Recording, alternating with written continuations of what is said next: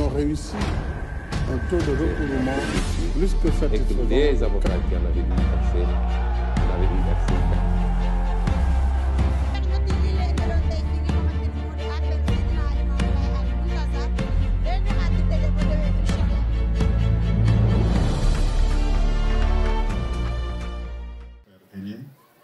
en tout cas pour cette très belle cérémonie, mais y associer également tous ses amis parce que j'ai compris que c'est la famille de la culture qui se retrouve à travers donc, le poète Amadou Lamine Sall, qui est en fait une personnalité mondiale, connue.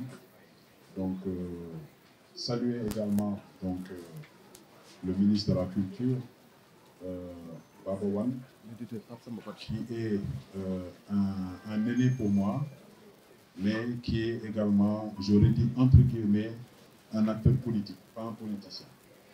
Toutes les questions politiques l'interpellent et on voit qu'il est assez présent en tout cas. Donc le député Badji, vraiment, l'éditeur, excusez-moi, Badji, donc Pape Samba Badji. Mais vous avez également, parce que vous légiférez, hein, c'est ce que j'ai sous-entendu. En tout cas, me réjouir surtout également donc, de Dame et également l'ami de très longue date à Souley Anta. Donc, remercier toute l'assistance. Je voudrais également saluer particulièrement donc, mon collègue député, Ouri Gallo, qui est un député de la diaspora, habitant de Anne. Saluer tout le conseil municipal, en tout cas la délégation qui m'accompagne, le premier adjoint au maire à qui je voudrais remercier pour avoir bien organisé cette délégation et également donc Ndiaga Diop, Ousseynou Fall, le délégué de quartier, remercier Nyangbalo, Paparo et vraiment toute l'assistance. Ce que je voulais tout simplement dire, c'est que si nous nous sommes tous retrouvés aujourd'hui ici, ce n'est pas par hasard. C'est quand même un fils de Anne, j'aurais dit l'un des premiers cadres distingués de Anne. Et je préciserai Yara, qui est à l'initiative de cette rencontre. Pourquoi? Parce qu'il a sorti un ouvrage et il a voulu choisir un lieu très symbolique. Donc, ce centre communautaire que nous appelons centre communautaire Alioussé. Pour El Hadj Mbaye Sarr, le nom, mais celui qui a l'initiative, c'est un peu pour faire un clin d'œil à Alioussé, qui est toujours, en tout cas, loin des caméras. Vraiment, pour remercier encore une fois ce joyau. Parce que pour la petite histoire, c'est extrêmement important. Nous sommes là pour un but bien précis, c'est vrai, parler de poésie, parler de l'ouvrage de Souley Anta, mais également, moi, je voulais en profiter pour surtout remercier Alioussé, qui a été un agent communautaire et qui a toujours voulu œuvrer pour le communautarisme. Donc, Alioussé Djeredjeuf. Merci encore, Alioussé et sur tous les fronts. Mais également le centre qui porte le nom de Mbaye Sarr, qui a été l'un de nos notables, un délégué de quartier ici, à qui je voudrais saluer toute sa famille ici présente. Je suis malheureusement très mal placé pour parler de Souley Anta, parce que je peux dire que j'ai été peut-être la dernière personne, malheureusement, à l'avoir connu. Connu physiquement.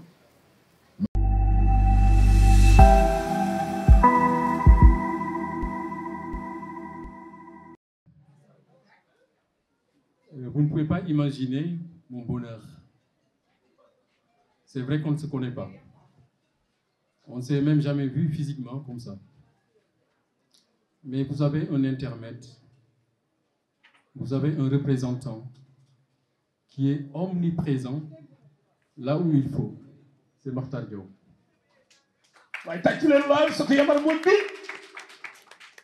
On s'est rencontrés à plusieurs reprises. Lorsque je présentais mon magazine, Yes Africa Magazine, j'avais même omis d'inviter la mairie.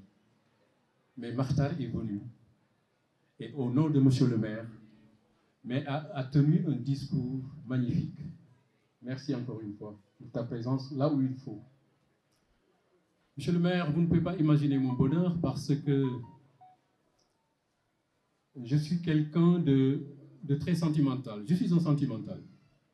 Et je sais que Baba Wane est un sentimental. Samba Badji est un sentimental. Amadou Lamine Sall, il est au sommet quand on parle de sentimentalisme.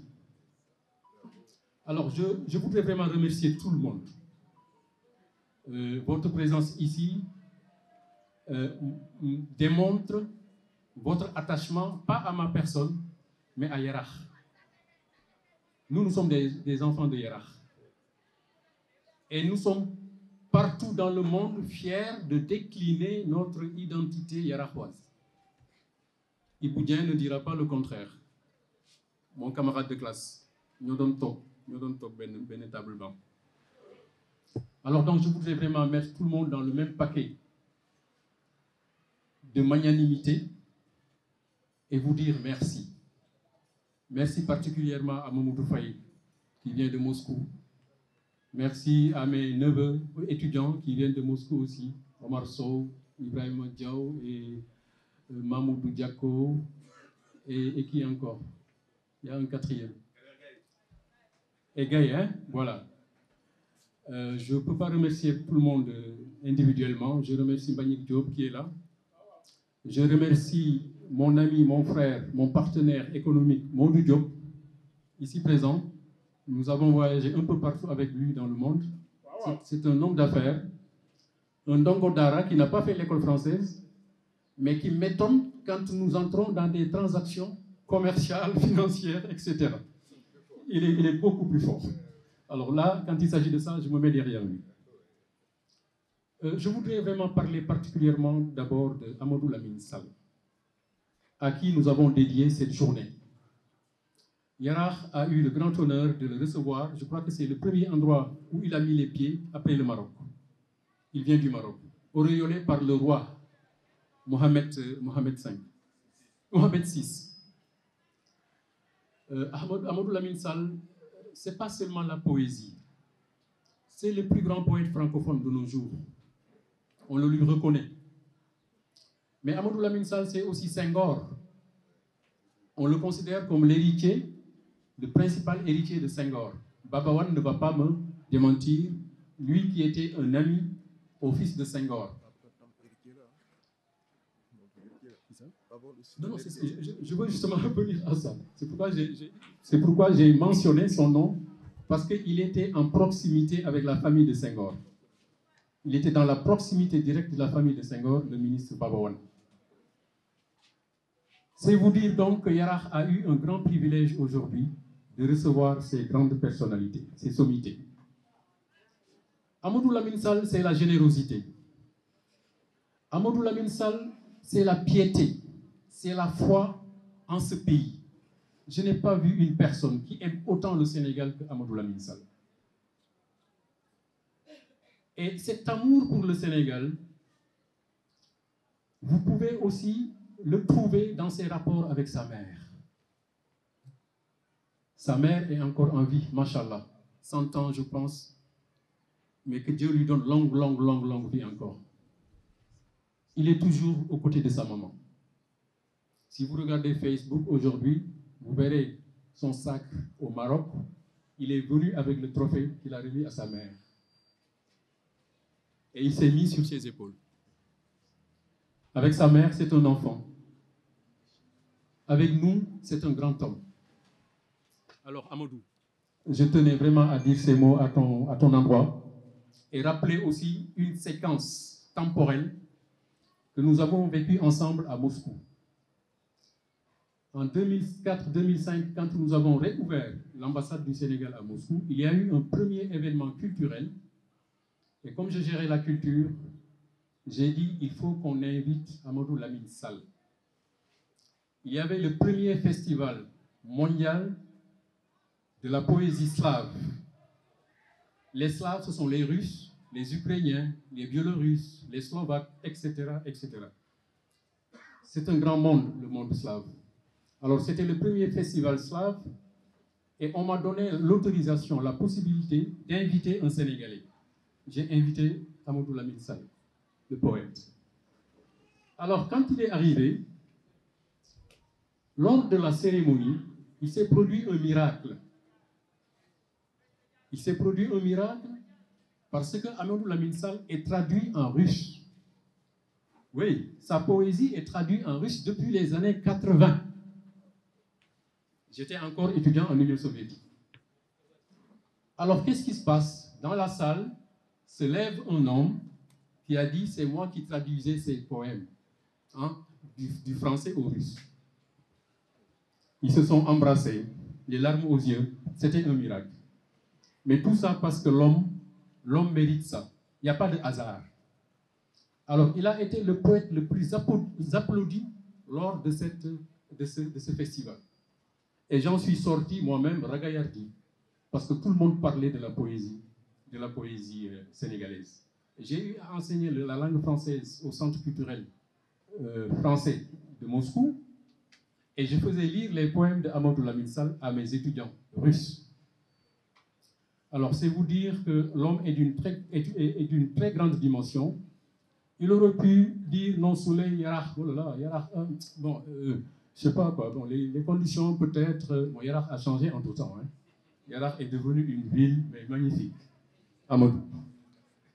Il est très humble, il a accepté de venir. Il m'a dit, Soleil, tu m'appelles n'importe où j'arrive. À Paris,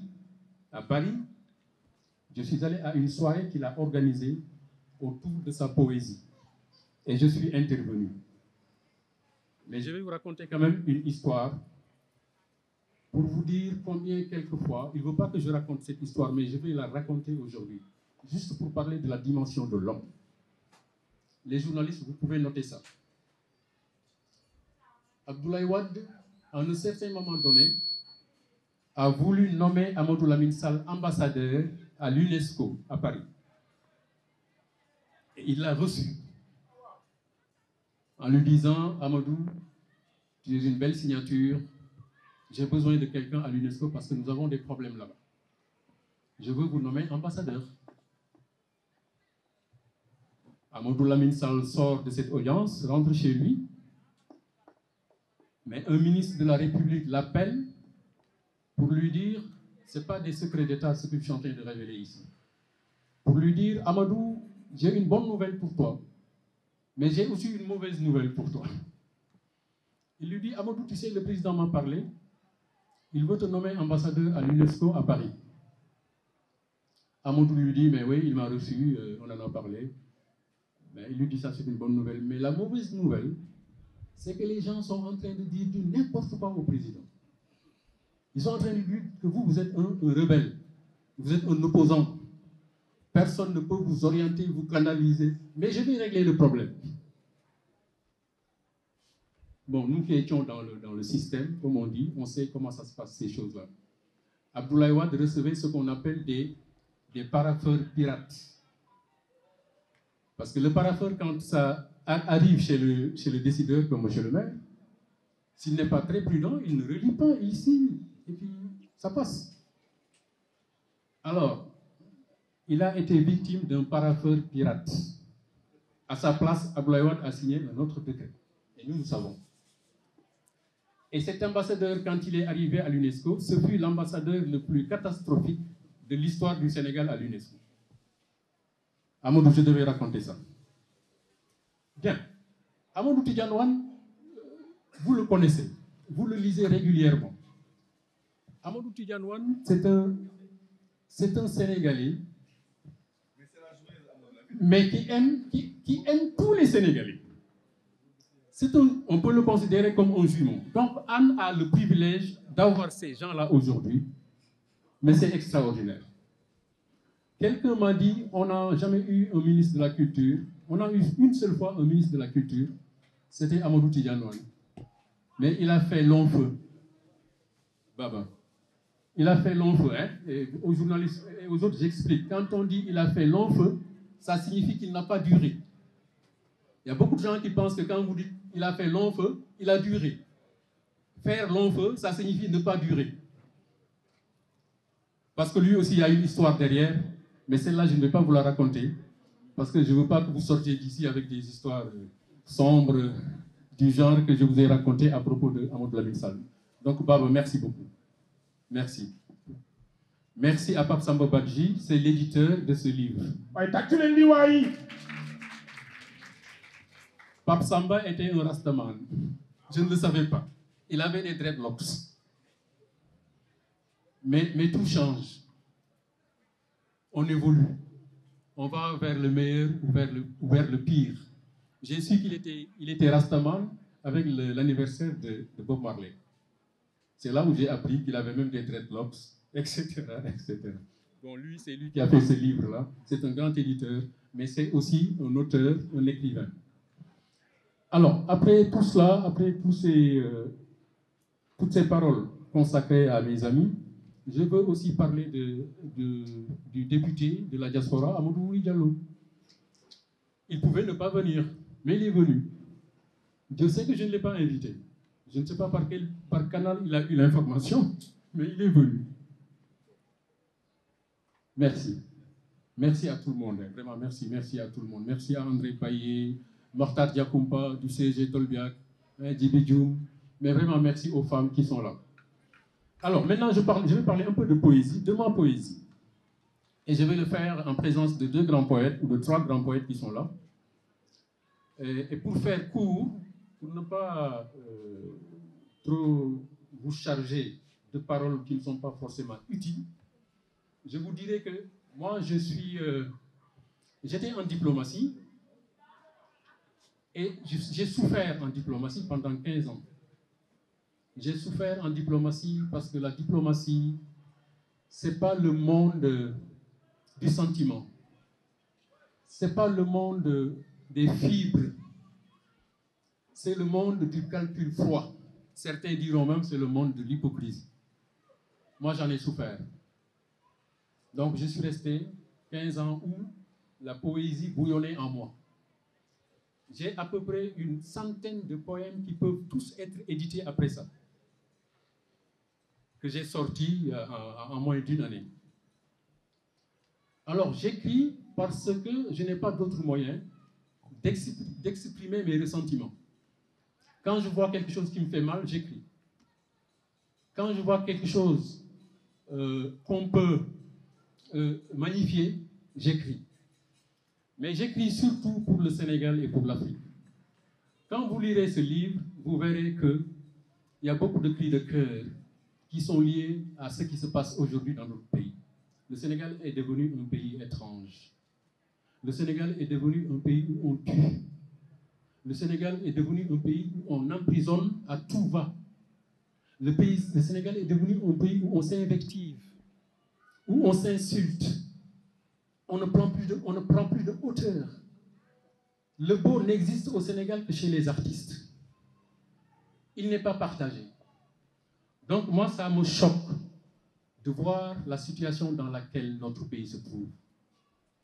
Le titre « Au-delà de minuit », je l'ai choisi en référence à un acteur politique, un vieil ami à moi, décédé, Feu Alioune Badara Cissé, avec qui j'ai partagé des moments sublimes. J'ai pensé à son « Il est midi » quand il avertissait les autorités sur les dangers qui guettaient le pays, en leur demandant d'agir. J'ai pensé à lui en faisant ça. Je ne vais pas être très long. Évidemment, dans le recueil, vous trouverez des traces de Yarakh Tefes. Yarakh nous suit partout. Yarakh est un endroit bizarre, c'est un endroit étrange. Quand vous êtes à Yarakh, vous avez envie de quitter Yarakh rapidement. D'ailleurs, la philosophie, Ali me l'a rappelé, dans les temps, les gens qui réussissaient, entre guillemets, hein, on disait, les gens qui réussissaient, la première chose qu'ils faisaient, c'est de quitter Yarakh. Ils vont chercher demeure ailleurs. Mais heureusement, ce rythme ou ce rituel est cassé. Les Yarakhois aiment bien rester à Yarakh aujourd'hui, à l'image d'Aliou Sey. Aliou m'a dit, écoute Souleymane, moi je ne peux habiter nulle part qu'à Yarakh. Moi j'ai habité ailleurs parce que j'étais contraint. Mais mon rêve le plus cher, c'est de revenir à Yarakh. Alors, vous trouverez des notes de Yarakh, des traces de Yarakh, Tolouma, Ibra Gueye. Hein?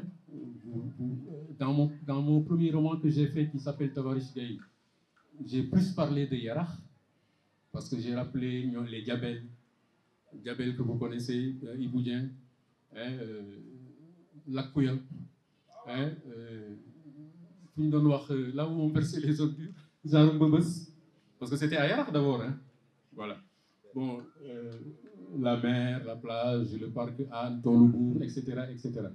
Et à ce propos, nous avons un frère qui s'appelle Cheikh Omar Baldé, qui a écrit un roman récemment, la saga des Demboubé. Je l'ai ici. Et moi, j'ai pris le chapitre qui concerne Yarakh. Il a concerné 6, 7, 8 pages à Yarakh, monsieur le maire. Je ne sais pas si vous êtes au courant. Il a même parlé d'une certaine Salimata Mbeng qui est votre parente, je crois. Il faut lire ce livre. Je l'ai reçu. Malheureusement, il n'est pas disponible à Dakar. Alors, je vais pas vous fatiguer davantage. Je salue au passage aussi mon ami, mon frère Ahmed, comment il s'appelle encore, Habib Kamara, qui est là et qui représente avec Mokhtar Diaroumpa le CEG Tolbiac. Je remercie mes sœurs, la famille qui est là. Hein? Qui ont réussi un taux de recouvrement plus que satisfaisant. Et que les avocats qui en avaient dû passer, on avait dû